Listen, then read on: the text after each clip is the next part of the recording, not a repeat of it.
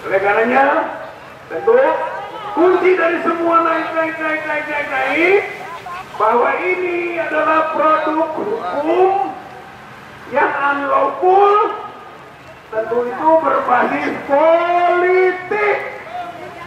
PSN politik, kilometer 50 pembunuhan politik. Oleh karenanya penanggung jawab politik harus ikut bertanggung jawab, dan penanggung jawab politiknya adalah Joko Widodo. Oleh karena itu kita tangkap, adili Joko. Takbir! Masih semangat, masih semangat, masih semangat. Di Korea Selatan, presiden ditangkap polisi. Hebat tidak polisi Marcel? Hebat tidak? Hebat tidak? Kalau di Indonesia kira-kira diapa sama polisi kalau ini? Ditangkap oleh Indomie, ditangkap oleh Indomie. Takbir! Baik, ibadah Allah, masih banyak orator yang siap akan menyampaikan orasinya. Kita minta kepada Bapak Rizal Fadira untuk menyampaikan orasinya. Kepada beliau, waktu dan berbagi persilakan. Sallallahu alaihi Nabi. Salatullah, salamullah ala Taha Rasulillah. Salatullah, wallah ala Rasul Habibillah.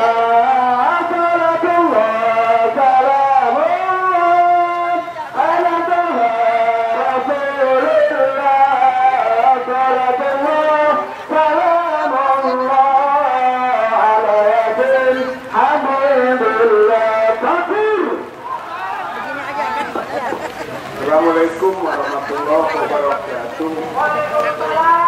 Allahu Akbar, Allahu Akbar, Allahu Akbar. Alhamdulillah kita berkumpul di depan gedung KPK ini dalam rangka satu tema yang sangat strategis, yaitu tangkap dan adili Jokowi.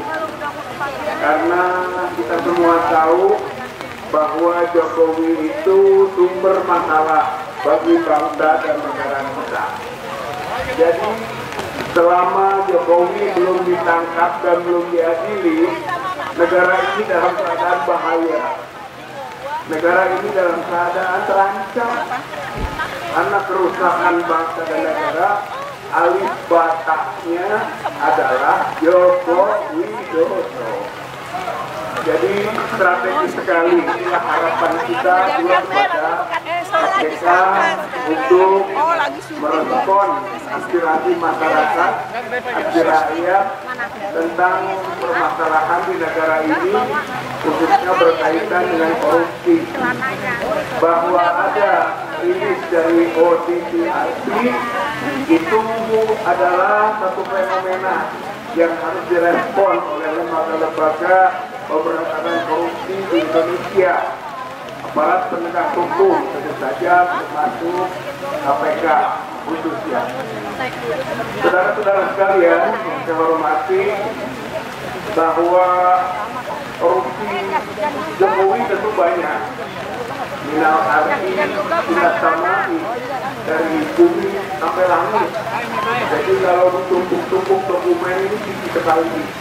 Jadi masalahnya bukan lagi masalah ada atau tidak, buktinya muncul atau tidak, tapi masalahnya adalah mau atau tidak memproses apa-apa yang ada dari data-data itu. Itulah harapan kita. Nah, yang aktual tentu saja adalah masalah proyek strategis nasional. Menurut PPATK, kemudian Erlangga ya, menterinya, Menko Perekonomian, itu dana negara yang sudah dialokasikan ke PSN sudah sampai 1.500 triliun. Sementara bocor menurut PPATK itu 36,5%, berarti 500 triliun jebol dari PSN. Ini tugas siapa sebenarnya yang harus melakukan upaya pemeriksaan? KPK. Karena ini sudah jelas 500 triliun dari soal PSN. Maka bukan berarti kondisi negara ini baik-baik saja atau bersih. Belum yang lain-lain sebelumnya, seperti misalnya soal berkaitan dengan pencucian uang, ya kan? Sampai 300 triliunan dahulu di Kementerian Keuangan. Itu bukan hanya tugas penegak hukum dalam pengertian polisi atau kejaksaan, karena nuansa korupsi juga tinggi. Maka KPK diharapkan untuk bergerak. Bapak-bapak, ibu, saudara-saudara sekalian, banyak sekali tentu saja tadi kita sebut hal-hal yang berkaitan korupsi yang bisa dikaitkan dengan Jokowi.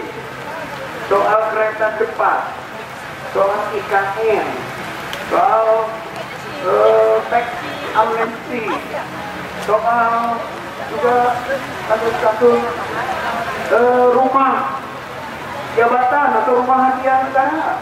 Semua itu nuansanya korupsi, semua itu harus diselidiki. Jadi bukan tidak ada fenomena, dan itu menjadi bagian daripada tugas kewenangan pemberantasan korupsi. Jadi ada begitu.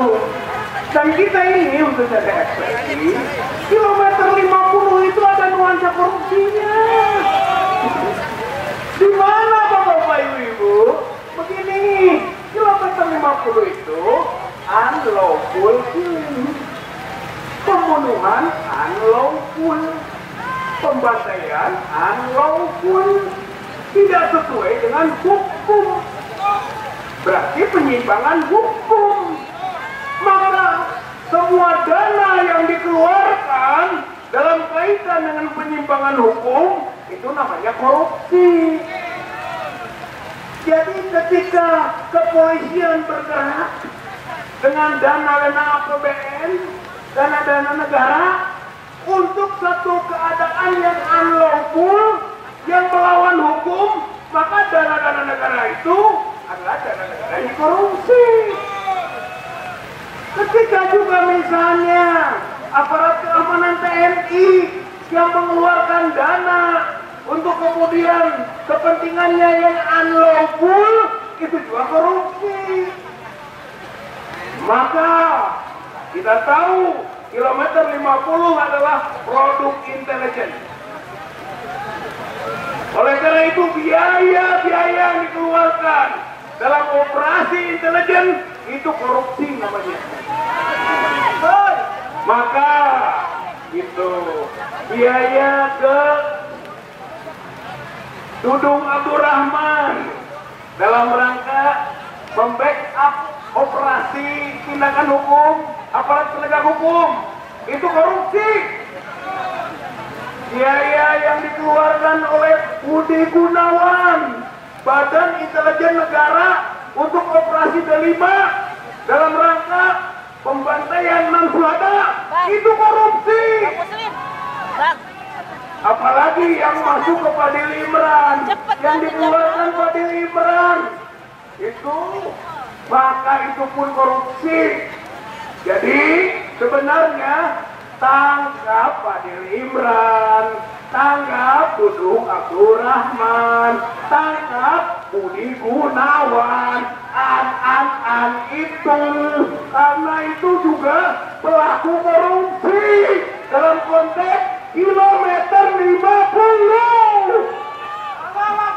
Jadi bukan hanya pelanggaran hak asasi manusia, tapi ada juga nuansa korupsinya yang harus diusut, karena dana-dana yang dikeluarkan untuk kepentingan yang unlawful, yang tidak sesuai dengan aturan hukum, dan itu adalah korupsi.